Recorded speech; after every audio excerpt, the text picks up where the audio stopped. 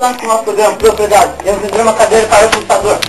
Quem está com esse modelo ultrapassado, antigo, que dão dores nas costas, na nuca e na sua testa, você compra essa belíssima cadeira. Modelo, última geração, faz tudo. Ela olha, gira, você inclina e gira.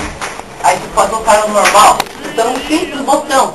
Então você, quando você for ter necessidade, abaixe ela com o nosso programa, aqui ó, ao seu alcance. E abrirá uma portinha automaticamente para você fazer as suas necessidades. Se você souber que vai demorar, pegue o rádio portátil que vem junto, coloque isso, CD, play. Começa a cantar a música agora. Deixa eu escolher a música, faixa 1. Área 22. Vai tirar a calçada e amassar. Agora vamos desligar. Você abre, tira o CD que vai vir incluso, inteiramente grátis, com mais R$1, e colocamos de volta ao seu lugar. Então, pode entupir de vez em quando. A gente pode usar esse desentupidor aqui para ficar as cacas.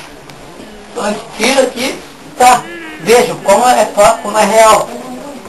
Ainda você pode comer. Uau, é incrível.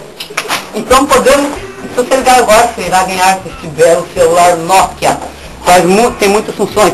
Bluetooth, tem um Mario na capa. E você pode ligar, ó. Uau! Liga para quem você quiser. Tem 2 ímãs para quando você for fechar, não fechar totalmente, ou fechar de uma vez. Então, se você ligar agora, você receberá um desconto de R$5,50. Isso mesmo, meu bom amigo e minha boa amiga, R$5,50. E também receberá nosso grátis o Hammer Barra, com uma parcelinha inclusa de R$85.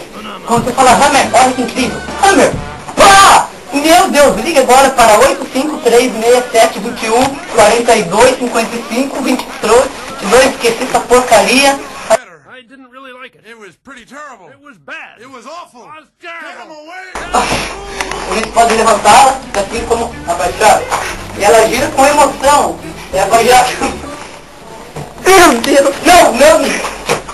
Ai, eu não vou querer no giro, não, você tem que saber. Voltando agora para o nosso programa, Propriedade. Nós vamos ter uma belíssima cadeira. Se você está cansado dessas cadeiras ruins, que dá dor nas costas, no braço.